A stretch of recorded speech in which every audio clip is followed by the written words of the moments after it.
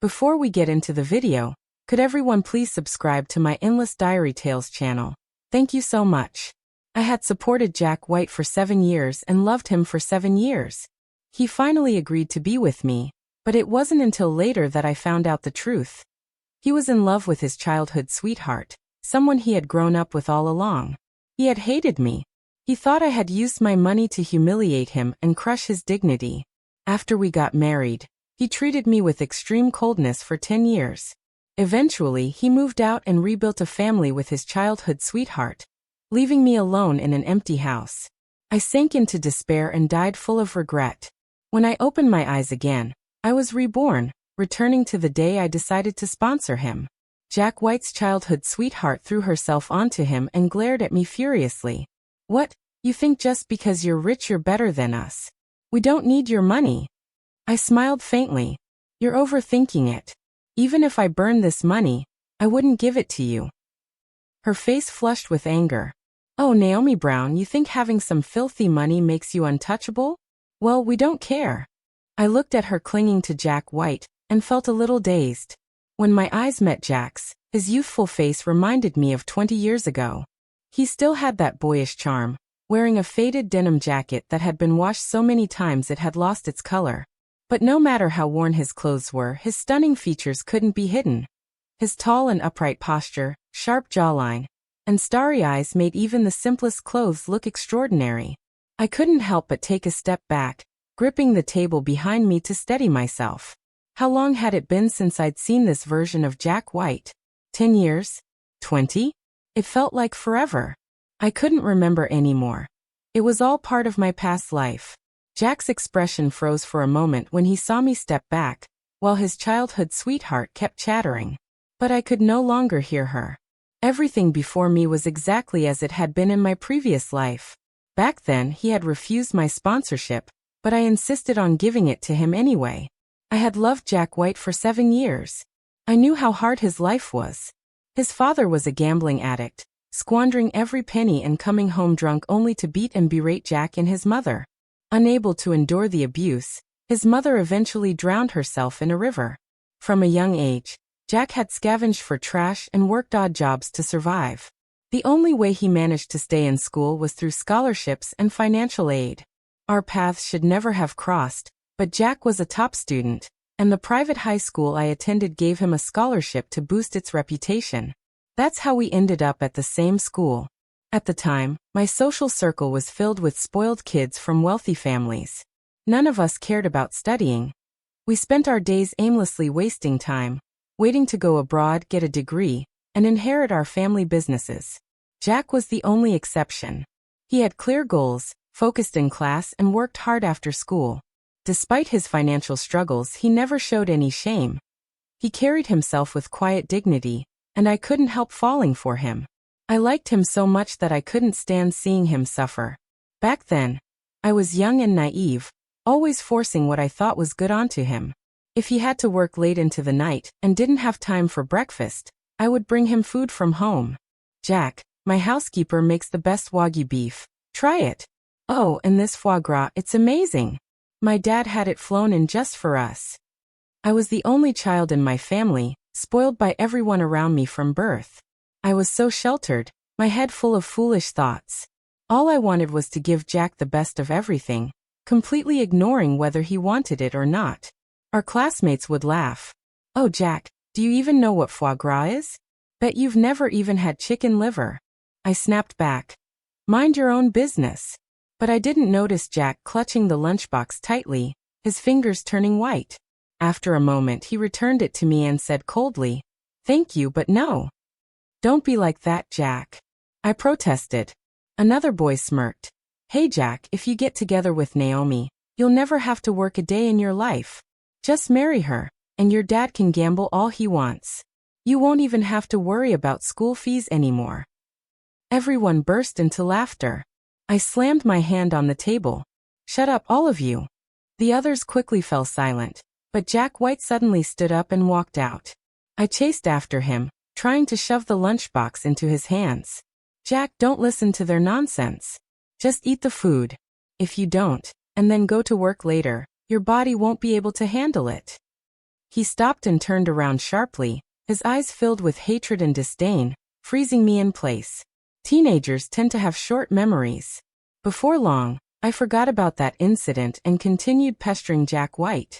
For him, I even started taking my studies seriously.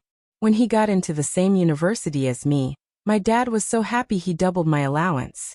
Jack became even busier in college. His financial aid didn't come through, and the poverty subsidies were snatched away by a classmate with connections. At his lowest point, Jack could only afford one steamed bun a day, pairing it with free soup from the cafeteria to stave off hunger. I couldn't stand it anymore and offered to help him financially, but he refused. He worked 3 part-time jobs daily until one day he collapsed on the street from exhaustion. I couldn't hold back any longer and forced him to accept my help. "Jack White, why won't you take my money? Why are you working yourself to death like this? What are you trying to prove?" I even went to his professor and secretly paid his tuition. By then, I'd learned to be more considerate of his pride. During meals, I dragged him along and pretended I couldn't finish my food, insisting he helped me eat. When I wanted to go out, I claimed I had free tickets and made him join me. Slowly, Jack and I grew closer. I ended up supporting him until graduation. To make him happy, I even sponsored his childhood sweetheart after graduation. Jack started his own business. He had always excelled academically and had developed a game app with some friends during college, but they struggled to find investors. No matter what they tried, they hit dead ends. Seeing him so dispirited, I couldn't bear it. I convinced my dad to invest in his project. That night, Jack was unusually quiet. I was leaning against his shoulder, nearly dozing off, when he suddenly spoke. "Naomi, why are you doing all this?" The time I thought he was asking why I was so good to him. Feeling at ease, I answered, "Because I like you, of course." "Jack, do you like me?" I clung to his arm, playfully teasing. "I've been so good to you. If you still don't want to be with me, you'd have no heart at all." It was just a joke, but Jack didn't respond. I thought his silence meant consent. That's how we ended up together. 2 years later, Jack and I got married. The wedding was rushed and simple. Jack said he didn't like big gatherings, so we only invited a few close family and friends. All of them mine. He had no one on his side except himself. After we got married, Jack remained distant. Back then, I was so foolish. I thought it was just his personality, that he was naturally reserved. I believed that if I kept treating him well, even the coldest heart would eventually warm up. But I was wrong. His heart had never belonged to me. It had always been with someone else. By the 3rd year of our marriage, the cracks in our relationship were irreparable. I could no longer endure his indifference. I confronted him, demanding to know if he still loved his childhood sweetheart. He simply stared at me coldly without saying a word. When I pushed him further, he slammed the door and left. His silent treatment drove me to madness. Each time he came home, I would lash out, questioning and berating him. During our worst fights, I would lose control. "Jack White, if I'd known you'd be such an ungrateful bastard, I would have raised a dog instead. At least a dog would wag its tail at me." For a moment, his expression twisted with rage, but he quickly regained his composure. After that day, he stopped coming home altogether. Later, I learned that Jack had been living with his childhood sweetheart the entire time. They had built a new home together, and even started a family. While they were happy and complete, I was left alone in an empty house, surrounded by silence. The love I had poured into him for so many years had turned into venom, soaked with hatred. Jack White eventually succeeded in his business ventures, and became even wealthier than my father. I had no way to retaliate against him. The only thing I had left was our marriage, so I gambled my entire life on revenge. I refused to divorce him, no matter how much money he offered. He had destroyed me, and I wouldn't let him have peace either. The woman he loved could only remain a mistress, hidden away in the shadows forever, unable to stand in the light. Their child would forever be labeled an illegitimate one, born in disgrace. Jack White didn't dare to file for divorce. He feared the scandal would harm his company's stock prices, and the other board members wouldn't allow it either. And so we dragged each other down for 10 years. During those 10 years, no matter how hysterical or desperate I became, no matter how much I begged or pleaded, he never softened. He never came back to see me. Day after day, I sank deeper into despair. My body withered, ravaged by illness, until I passed away, broken and alone. Naomi Brown. I suddenly snapped back to reality, my gaze landing on Jack White. A wave of deep hatred surged through my veins, coursing through every fiber of my being until my heart felt like it was about to explode. I nearly couldn't stand upright. After my death, he must have finally gotten what he wanted. Perhaps his coldness toward me had always been intentional, a way to wear me down, to destroy me faster. I still remember how my medicine had suddenly been switched. One day, when I asked the housekeeper, she only said it was a gentler formula and that I shouldn't worry. I didn't think much of it at the time, but not long after I started taking it, my health deteriorated rapidly. Soon, I couldn't even sit up. Not long after that, I died. It must have been him. Who else could it have been? Who else hated me so much, so desperately wanted me gone? He did it for her, for Lynn Drew, so she could take my place. How vile. I looked at Jack White and fought the urge to lunge at him and kill him right then and there. My hatred was suffocating. Looking back, aside from being young and naive and occasionally disregarding his pride, I had done nothing to wrong him. Even when we got married, I hadn't forced him. I had even asked him if he was willing. I told him I could wait if he wasn't ready yet. He still hated me this much. Lynn, just as she had in my previous life, glared at me with righteous indignation. Naomi Brown, do you think having money makes you superior? How dare you humiliate people like this? I turned to look at her. She wore a simple white dress, her figure delicate and frail like a fragile flower. This was the woman Jack White loved, the one he was willing to sacrifice everything for, even if it meant killing me in the process. In my past life, it had been the same. Jack and I were talking calmly. I had told him that if he felt uncomfortable accepting my help, he could treat it as a loan and pay me back once he earned enough money. But Lynn had suddenly accused me of throwing money at him, of humiliating him. Later, through my arguments with Jack, I finally understood he had always believed that my financial support was an insult, a way of degrading him. I suddenly found it laughable. Looking at Lynn's protective stance in front of Jack, I curled my lips into a mocking smile. You're overthinking it. Even if I burned this money, I wouldn't give it to you. Jack's face changed dramatically. Lynn's expression froze for a moment before she snapped. What did you just say? I smiled. You think my support was meant to humiliate you? We're classmates. After all, how could I possibly insult you like that? If that's how you feel, then forget it. Go back to working your part-time jobs. Lynn's family situation wasn't much better than Jack's. Her father had racked up debts and fled with the money, leaving her mother to work herself into illness just to support her education. Now Lynn's mother couldn't even take care of herself. Perhaps because of their similar backgrounds, Lynn and Jack had always been close. She was constantly by his side, always seeking his attention. Whenever Jack and I went out together, Lynn would inevitably show up, clinging to him and insisting on joining us. If I ever protested, she would hide behind him, her voice trembling as she pitifully asked, Naomi, do you dislike me because I'm poor? Do you not want to be friends with me? Before I could say anything, Jack would always shield her behind him. Naomi, if you think we're not worthy, then don't come with us, he'd say coldly. I could only take her along when we went out. At dinner, she'd sit with us, tilting her head to look at the lobster on her plate. Do you always eat things this fancy? She'd ask, her tone a mix of envy and melancholy. I guess we really don't belong to the same world, do we? There were several times when Jack and I were having a pleasant conversation, but as soon as she made remarks like that, his expression would darken. He would stop smiling and wouldn't talk to me anymore. At first, I thought she said those things carelessly, without meaning any harm.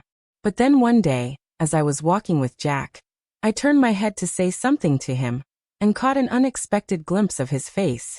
His expression was cold, devoid of emotion, and his eyes were filled with a mix of resentment and malice. When he realized I'd seen him, he froze for a moment, then quickly forced a smile.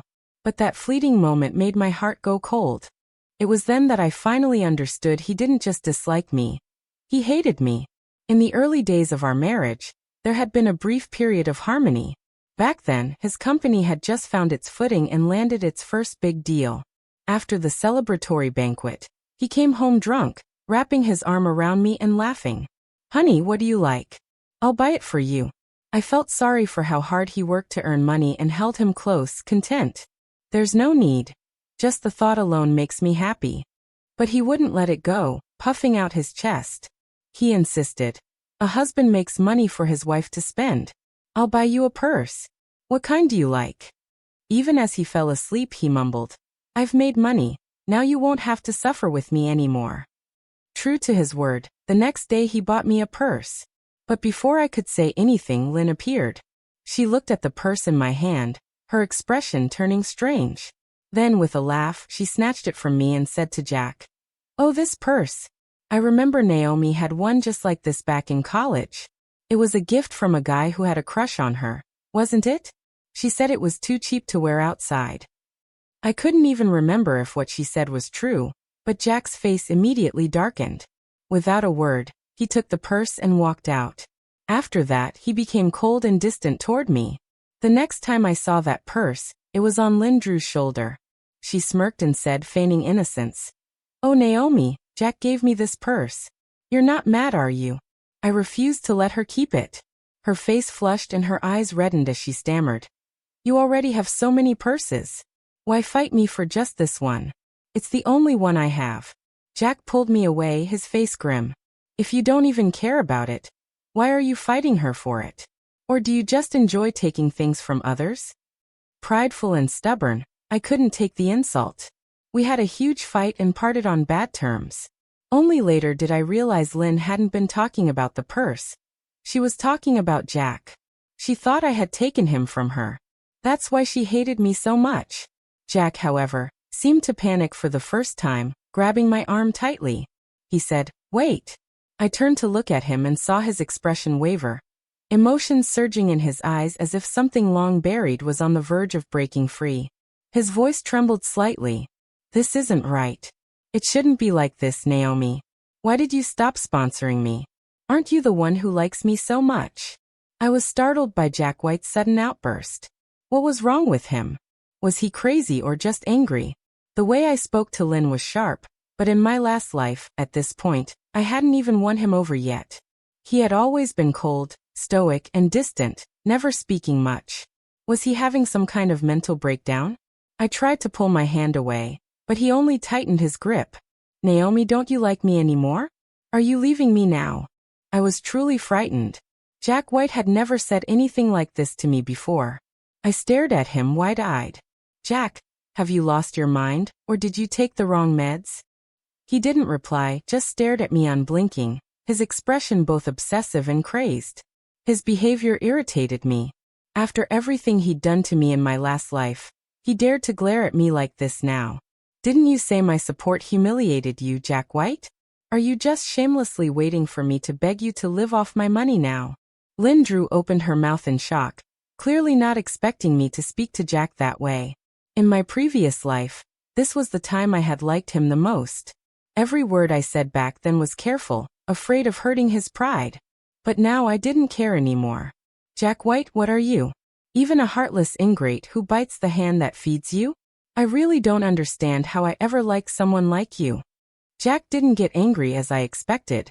Instead, his face drained of all color, leaving it ashen and lifeless. I shook his hand off and walked away without looking back.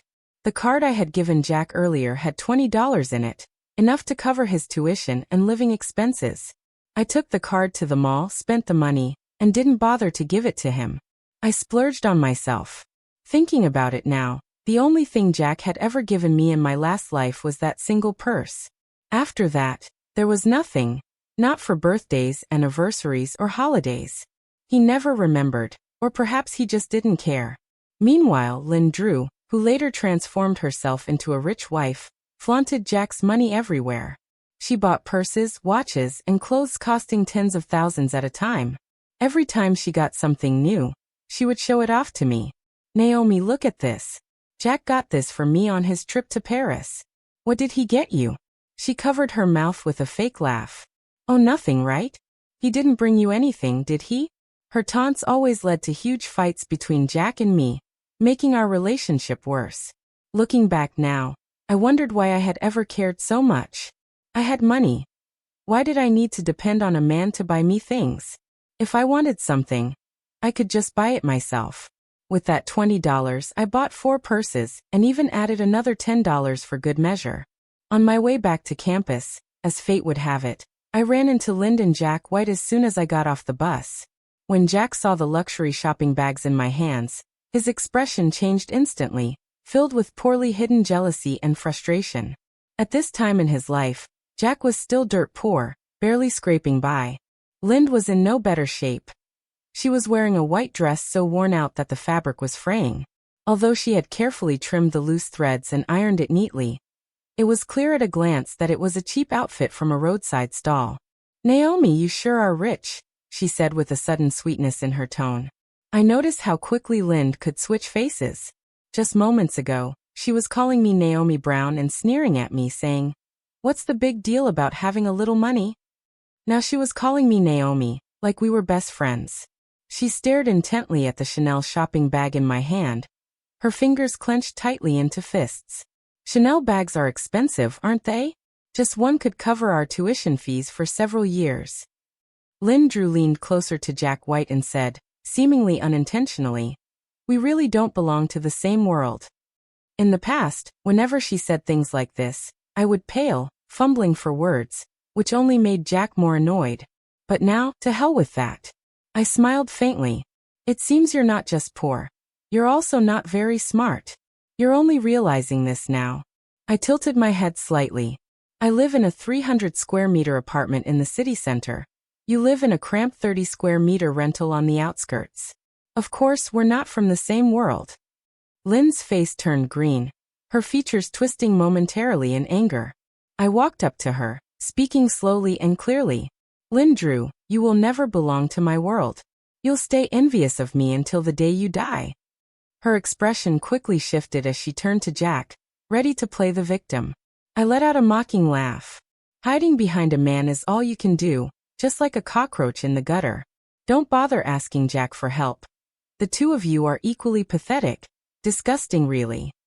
After hurling those words at this shameless pair, I left happily. It wasn't that I didn't want to take revenge. I still remembered how they had drugged me in my past life. But this time, the drugging hadn't happened yet, and I had no evidence. Besides, I didn't want to waste my life on trash like them. My last life was already ruined by their manipulation. This time, I wanted to stay far away from them. Whether they thrived or suffered was no longer my concern. I wanted a fresh start. But even though I wanted to avoid them, they seemed determined to haunt me. A few days later, a friend came to me gleefully, sharing the gossip. "Hey, I heard you didn't give Jack and Lind any money. They're in a really bad spot now. They can't even afford tuition fees. Jack's been working like crazy to make ends meet. And Lind tried to buy a new dress the other day, only $80, and couldn't even scrape enough together. She had to sell that iPhone you gave Jack just to barely cover their tuition." I paused, trying to recall the incident. Then I remembered. In my last life, I had noticed Jack's old beat-up phone and bought him the latest iPhone. The very next day, I saw that phone in Lynn's hands. Lowering my gaze, I chuckled coldly. "Really? That's pretty poor." I hadn't walked far when Lynn stopped me, her expression frantic as she grabbed my arm and demanded, "Naomi Brown, why aren't you helping Jack anymore? Don't you know he's ranked first in his major? If his education gets delayed because of tuition, can you live with the guilt?" I froze for a moment, then laughed in exasperation. In my past life, I eventually realized what kind of people they truly were, shameless to the core. They wanted other people's money but refused to lower their pride. They took from you with one hand while cursing you with the other. Absolutely despicable. "His education has nothing to do with me," I said, shrugging. "I'm not his father." "How can you say that?" Lind cried out, drawing the attention of nearby classmates. Seizing the opportunity, her tears began to flow as she put on a pitiful act, looking like a delicate flower refusing to bow to adversity. "One of your bags could pay for several years of our tuition," she said, her voice trembling with accusation. "Why don't you help us? Or are you just that selfish? You'd rather waste your money than use it to help someone in need. Lynn Drew probably thought everyone was like Jack White, easily manipulated by her shameless rhetoric. Before I could respond, my friend, whose family situation was similar to mine, but with a far more explosive temper, spoke up first. He sneered at Lynn. What? Asylum left its doors open and let you out, you idiot? If you want money, go beg for it. Better yet, sell yourself. Sure, you're not much to look at, but someone might pay $80 for a quick deal. 10 times gets you $800 and 100 times there's tuition. You've got arms, legs, kidneys, and reproductive organs. Why not use those? Instead of shamelessly begging others, is he your dad or something? Lynn, who always played the innocent green tea girl act, had clearly never been hit with such blunt, brutal words. She stood there, dumbfounded, unable to respond. Other classmates chimed in. Yeah. Why don't you apply for financial aid if you're so poor? The nerve to demand money from someone with such a nasty attitude. Shameless. You totally deserve to be broke, someone else added. Lynn staggered back a step, her eyes wide in disbelief. I smirked. I often treated my classmates to bubble tea or paid for group dinners. Naturally, they sided with me. Thinking about it now, what did Lynn have besides Jack? Nothing. There wasn't a single thing where she could outshine me. If I hadn't been inexplicably obsessed with Jack in my last life, someone like her wouldn't have even appeared in my world. At that moment, Jack White suddenly arrived. Lynn's eyes lit up as if she had found her savior. She immediately leaned close to him, tears brimming in her eyes. I was just asking Naomi to help you out a little, she said, her voice trembling. She can afford to buy so many bags, but she refuses to help you. I don't even know what I did to offend her, but she called me all sorts of awful names. It's so unfair, Naomi, she continued, her expression pitiful. I know you look down on me, but I'm only doing this for Jack. He's so talented, so brilliant. I was utterly sick of her. Lynn Drew was like an annoying toad, not deadly but incredibly irritating. The worst part was how she clung on and never let go. Jack frowned slightly.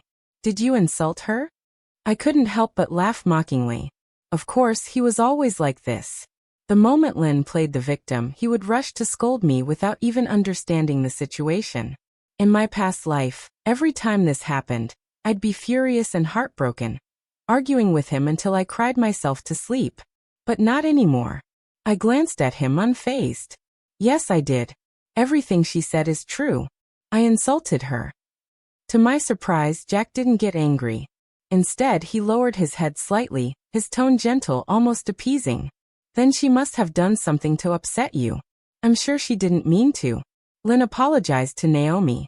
I stared at him, stunned, wondering if I was still dreaming. Lynn was equally dumbfounded. After a long pause, her lips quivered as she stammered. What? What did you just say? Jack's expression turned cold. I told you to apologize. Lynn's eyes widened, and she stepped back in disbelief, biting her lip hard. How? How could you say that? I was just as shocked. Jack White had just asked his precious Lynn to apologize to me. Had he lost his mind? For a fleeting moment, a thought crossed my mind. Could it be that he too had been reborn?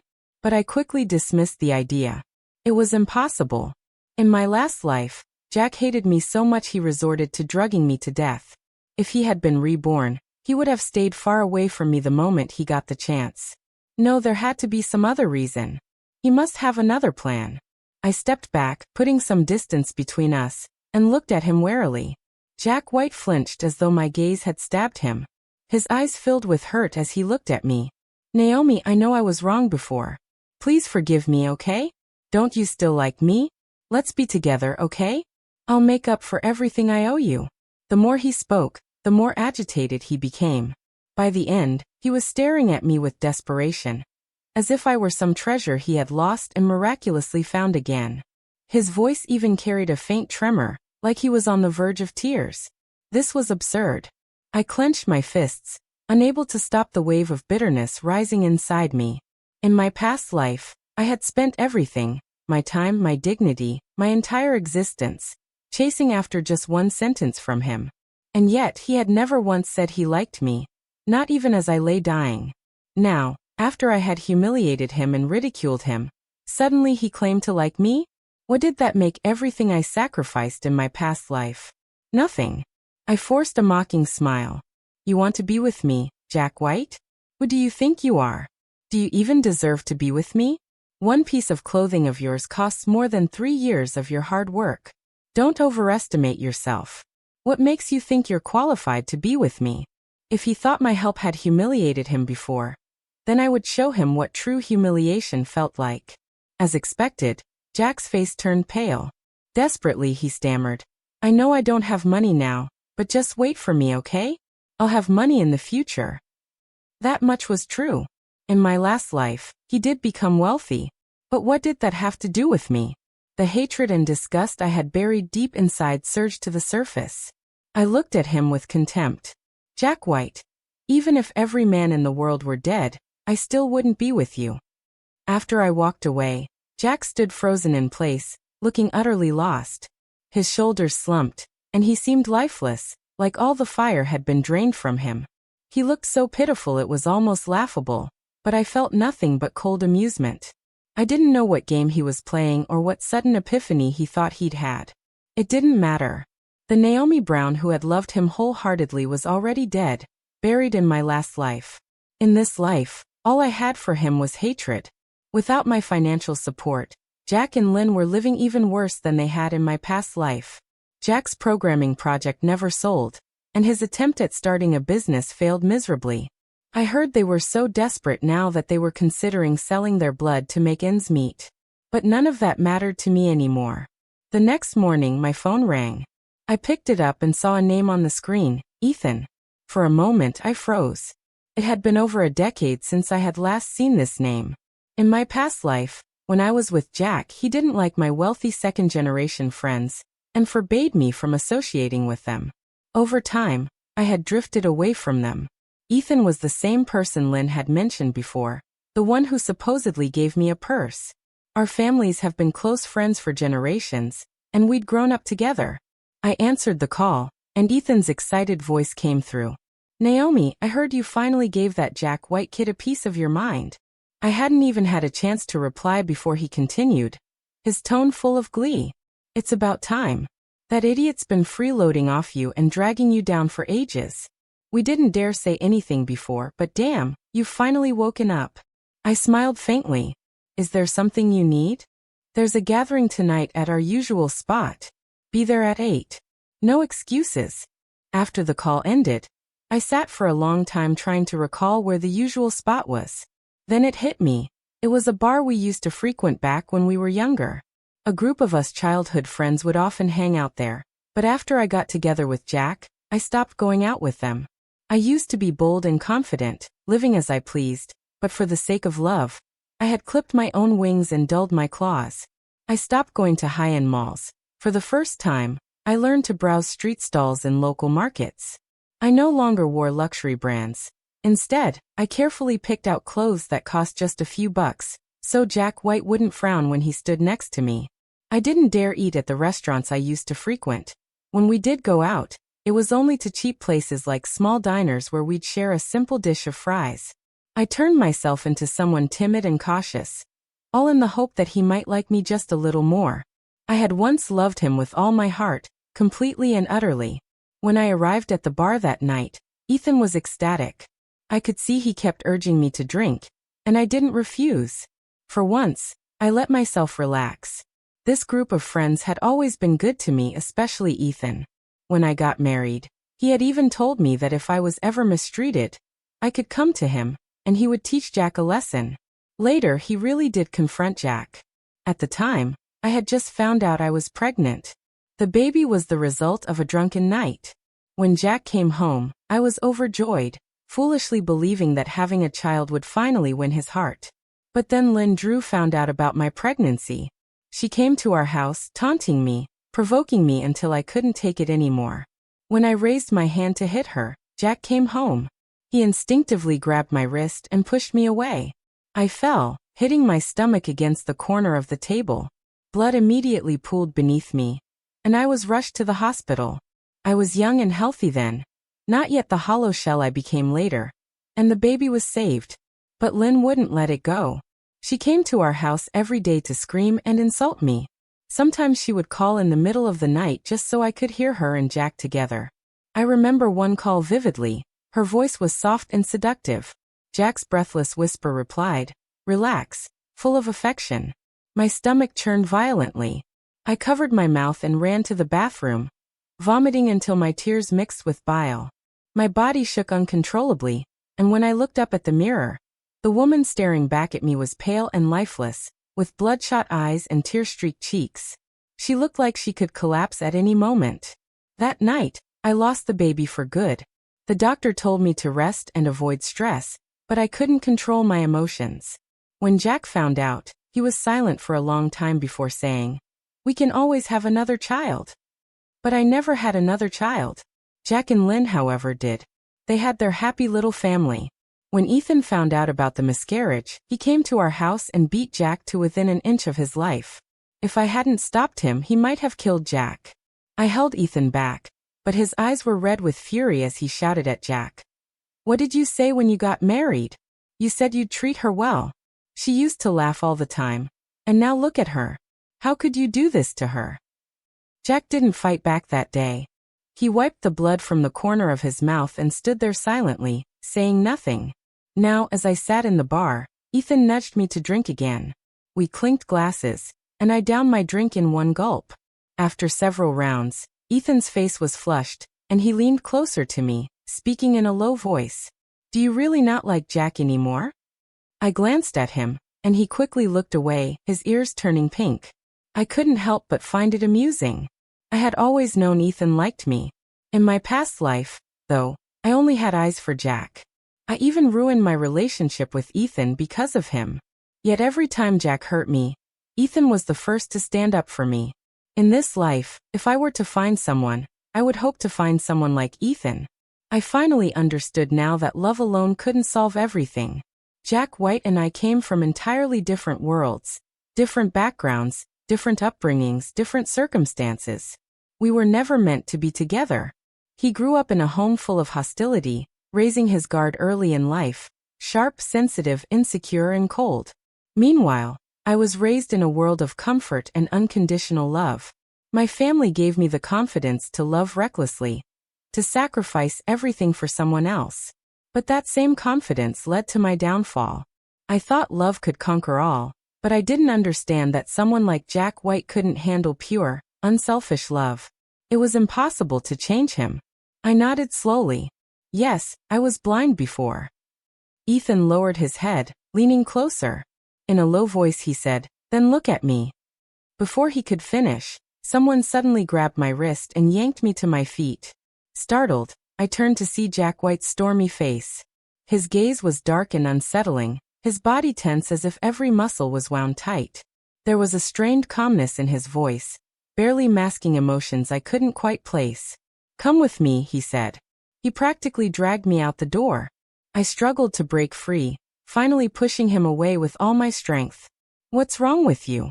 Are you crazy?" Jack held on to me tightly, his grip frighteningly strong. His attitude toward me had been almost unkind, even subservient, but now his expression was cold and shadowed, and the intensity in his dark eyes was terrifying. His voice came out hoarse. "Naomi, what did you just say?" I froze, then clenched my teeth. "I said I don't like you anymore. I was blind before. You don't like me anymore?" He laughed, but it wasn't a happy sound. It was sharp, bitter, almost mocking. His grip tightened as he pulled me closer, his eyes boring into mine with wild, unhinged intensity. His voice was icy, as if shards of ice could shatter from it. "Say that again." For a moment, I was too stunned to respond. "All those things you said before, that you liked me, that you wanted to be with me, that you would never leave me, were all those lies?" His gaze was crazed, but his words made me freeze. No, something wasn't right. I hadn't said those things in this life. Those were words I'd spoken in my past life before we got married. My entire body began to tremble. How could he know? Jack seemed to realize his slip. He hesitated, taking an unconscious step back. I lowered my voice, trying to keep it steady. "Jack White, you came back too, didn't you?" He didn't respond, his silence as deafening as the wind howling around us. Fallen leaves scraped across the ground, dragged by the night breeze. Occasionally, a car would pass by, its headlights momentarily brightening the street before fading back into darkness. I let out a bitter laugh. Jack White, how dare you? He was reborn too. After everything he had done to me in our past life, how could he stand in front of me now and say these things? I had given him my all, only to die filled with regret and despair. In this life, I just wanted to move on and live peacefully, but here he was, tearing open my old wounds, reminding me that I could never escape the nightmare of my past life. Naomi, please, he said, his voice trembling with desperation. Let me explain. I did come back, but I've realized everything now. I was an idiot in our past life. I didn't understand my own feelings. I've always loved you. I just didn't see it until it was too late. Please let me make it up to you. I'll spend the rest of my life making it up to you. I turned away, refusing to look at him. I spoke each word slowly and clearly. Jack White, how dare you? How dare he, after hurting me so deeply, speak so lightly of having loved me all along? The anger and hatred boiling inside me surged to the surface. Without thinking, I slapped him with all the strength I had. His lips split, blood trickling from the corner of his mouth, but he simply wiped it away casually and said, "Is that enough? If it's not, go ahead, hit me again." Even though his words were sharp, his eyes suddenly softened, and before I knew it, tears were streaming down his face. I was stunned. Jack White had never cried in front of me before in our past life. Even during his darkest times when his father gambled away his hard-earned tuition money, beat him senseless, and left him covered in bruises as he went to school the next day. He didn't cry when he worked 3 jobs, fainting from exhaustion and hunger. He didn't shed a single tear. I once thought he had a heart made of stone. Yet here he was, crying in front of me. His tears mixed with the blood on his face, dripping down as his shoulders slumped. He looked utterly defeated, and his voice cracked as he begged, "Naomi, please come back. If you hate me, if you want to kill me, that's fine, but please don't leave me." I felt like I was losing my mind. Jack White, are you out of your mind? What the hell is wrong with you? He lowered his head, his voice trembling. I was so insecure back then. I was so full of fear, thinking everyone was out to hurt me. I didn't dare like you. I didn't dare believe that you truly liked me. I was terrified that if I let myself accept your love, one day you'd turn around and tell me I wasn't good enough for you. That it was all just a game. Call me an idiot, tell me I deserve to die, hit me, yell at me. It doesn't matter. Just please come back. He broke down completely, sobbing as if he were trying to let out years of pent-up emotions. You don't know what those years were like after you left. I couldn't hold back a bitter laugh. Jack White, didn't you love Lynn Drew? Didn't you poison me in our past life for her? Poison me? He froze. What are you talking about? Don't play dumb. I yelled, gripping the roadside railing so tightly that my knuckles turned white. If I didn't hold on to something, I wasn't sure I could stop myself from slapping him again. My medicine was tampered with. At first, my health was improving, but after I started taking that medicine, my condition only got worse. I bit down hard on my tongue, the bitter taste spreading through my mouth. The man I had loved had killed me for another woman. Even saying it aloud again felt like being stabbed in the chest. Jack's voice was frantic. I never did that. I told the housekeeper to take good care of you. How could I ever hurt you? We locked eyes, and in that moment, realization dawned on both of us. If it wasn't Jack, then the only other person who could have tampered with my medicine was the housekeeper. Or no, the person pulling the strings had to be Lynn Drew. So it was her. Lynn had killed me. My emotions were a tangled mess, but strangely, I wasn't devastated. I had already died once. Did it really matter who was responsible? Whether it was Jack or Lynn, she had killed me for his sake. He couldn't be absolved of blame either. A deep sense of exhaustion swept over me, draining all the anger and hate I had carried. Love or hate, it no longer mattered. I was just tired. All I wanted in this life was to stay far away from him and live a quiet, peaceful life. The sudden downpour caught us off guard. The heavy rain fell relentlessly, drenching everything. Jack stood there in the rain, his disheveled figure looking utterly miserable. I couldn't tell if the water streaming down his face was rain or tears. "Naomi," he begged, his voice raw. "Please." "And what about Lynn Drew?" I asked coldly. I stared at him blankly. "In our past life, you and Lynn Drew already had a child. What more is there to say?" Jack White was at a loss for words. After a long silence, he finally muttered, "It was because I got you drunk. It only happened that one time." I pulled my lips into a mocking smile, but said nothing. Jack lowered his head further, his voice trembling from beginning to end. "The only person I ever loved was you. I never loved Lynn Drew." Before I could respond, a voice suddenly rang out from the shadows. "Then what am I?" Lynn Drew stepped out from the darkness, her old white dress soaked by the rain, and clinging to her body. Her voice trembled as she looked at Jack, her expression both furious and heartbroken. "You love her, then what am I? All these years I've been by your side. What does that make me?" Jack clenched his fists tightly, his gaze turning cold. The softness he once showed her was completely gone, replaced by pure hatred. Lynn didn't seem to remember anything from our past life. She was still the same Lynn Drew, stuck in the same patterns. She hadn't poisoned me yet in this life. I had no evidence, no reason to take revenge. Jack seemed to understand this as well. He didn't say anything. Lynn's voice cracked. "You hate me, Jack White. You actually hate me." Jack's tone was icy. "If you hadn't constantly come between me and Naomi, we wouldn't have ended up like this." Lynn laughed bitterly. "I came between you, Jack White? Stop pretending. If you weren't so insecure and self-absorbed, how could I have interfered? You're the one with the darkness in your heart, wanting her but too afraid to admit it. And now you're blaming me." Jack's hands trembled, veins bulging as rage consumed him. Lynn turned to me, tilting her head like a confused child. Her voice was light and curious. "Naomi, you already have everything. Why do you still need to take Jack away from me?" She didn't wait for my response, continuing on her own.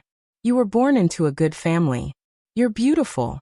Everyone loves you, spoils you, gives you everything you want without you even asking. So many people adore you. Why do you still have to take Jack White from me?" Her voice grew sharp, full of resentment. "He's all I have.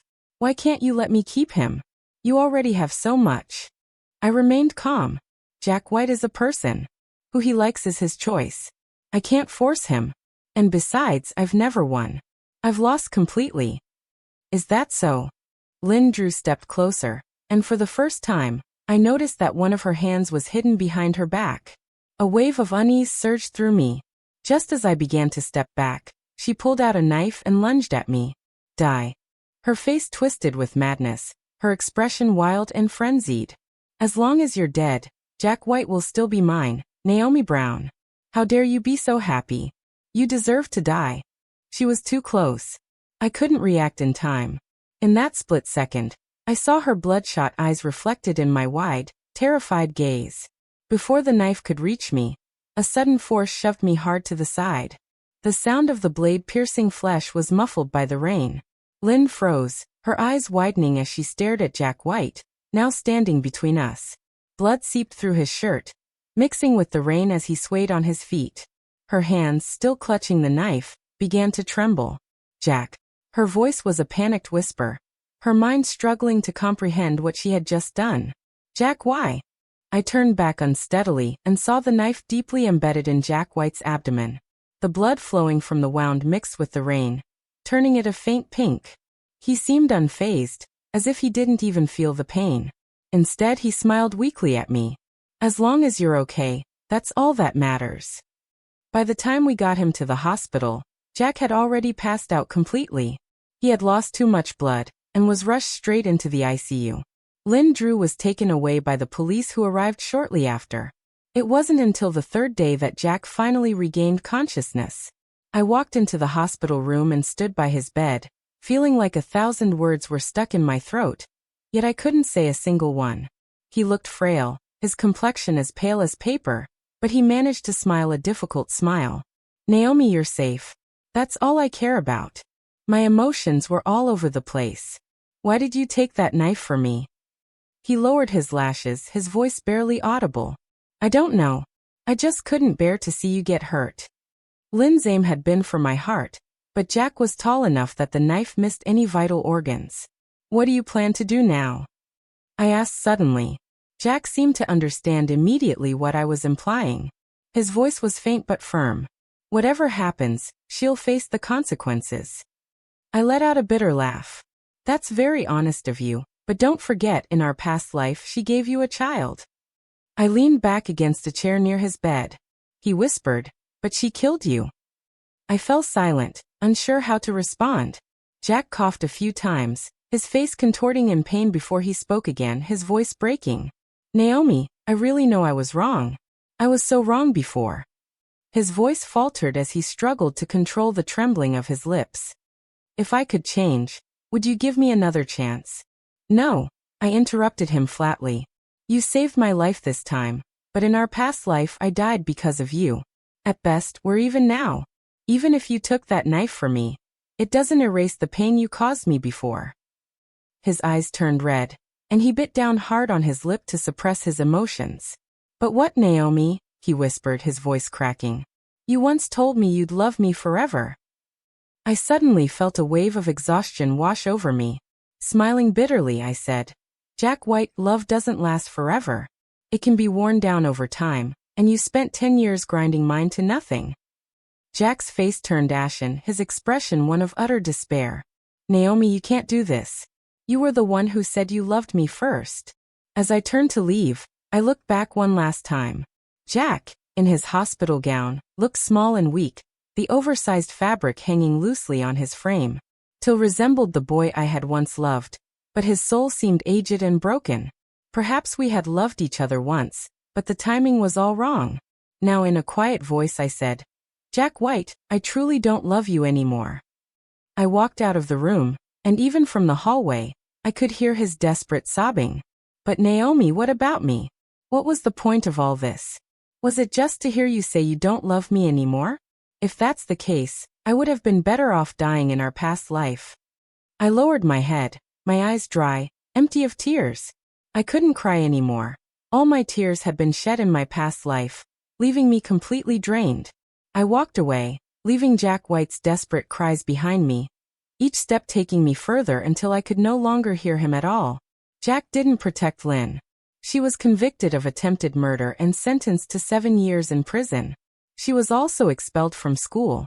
I heard that her mother, unable to bear the shame, jumped to her death. I didn't attend the trial. By then, I had come to understand why Lynn hated me so much. It wasn't just about Jack. It was jealousy. Jealousy that I had everything she didn't.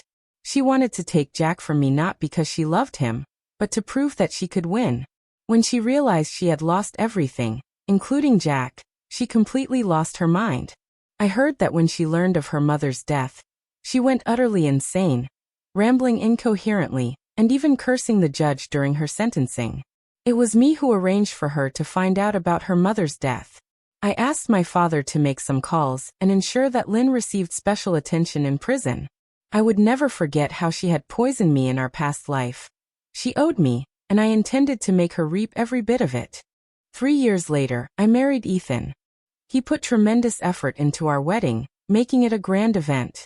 Everyone who was anyone in the city was invited. It was extravagant and beautiful. Just as we were about to walk down the aisle, his secretary rushed over with a red envelope. Mr. Taylor, there's a check for $2 million inside. It's real, but there's no name on it. What should we do? Ethan and I exchanged a glance, and we both immediately knew who had sent it, Jack White. He had always been capable. Even after his first business failed, he had quickly rebuilt his career and achieved success again. Ethan chuckled lightly. Well, if someone's so eager to give us money, let's accept it. At that moment, my phone buzzed. It was a text from an unknown number. The message was brief. If he ever treats you badly, come back to me. I'll always be waiting for you. Ethan glanced at the message and smirked. Let him wait. Even in the next life, he won't get his chance. I deleted the text in front of him and blocked the number. Let's go, I said, slipping my arm through his and smiling softly. Everyone's waiting for us. The nights of sadness and tears were finally behind me. I would never look back.